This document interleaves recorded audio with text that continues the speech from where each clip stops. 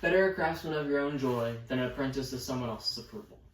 Today I've chosen 3 objects to represent my past, my present, and what I think will be my future. And while choosing these objects, I have kept this phrase in mind because I recently had a revelation, and I'd like to share that with you all, and maybe you can learn something too. The object, or I guess package that I'm using to hold all these items is an old shoebox that I got a couple years ago. I had an older one that was much smaller, and it could not carry all the junk that's in here.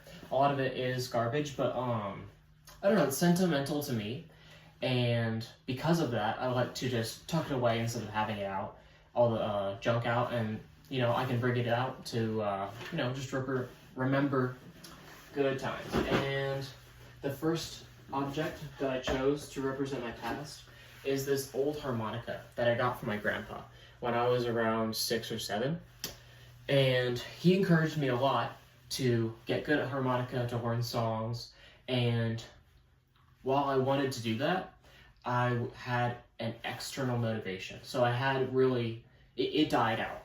It died out very quickly, and while I was learning the harmonica, it was really bad. I couldn't learn anything, and I bet with time and practice I could have improved, but I didn't like any of the noise that was coming out of it, and I had no motivation to go forward with it.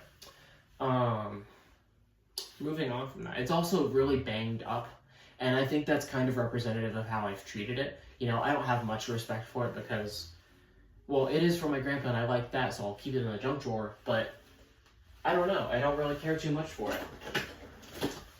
The second object or objects that I've chosen to represent my present are, I guess, a more recent time in my life would be these 2 hacky sacks. One I got from a friend, and one I bought myself.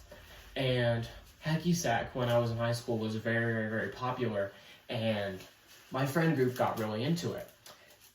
Being a part of my friend group, I just wanted to join in, so I would borrow a hacky sack from them, and we'd do that, and I got pretty good at it. I'd improve, and it was okay. I probably wouldn't practice by myself. I just don't. I only really do it in the presence of my friends because I know they enjoy it.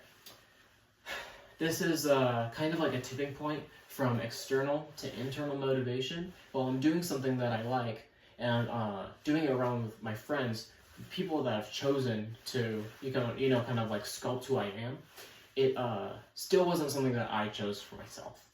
So, yeah. The third object that I chose to represent my future, or at least how I want my future to look like, is this ocarina.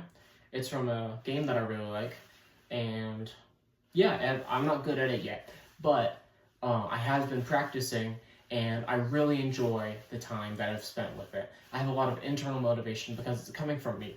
I want to do this myself. And I don't know, I think that given enough time, I will be able to play a song that I will enjoy myself and will make my grandpa proud, even though it's not a harmonica, because that's not what he wanted to teach me.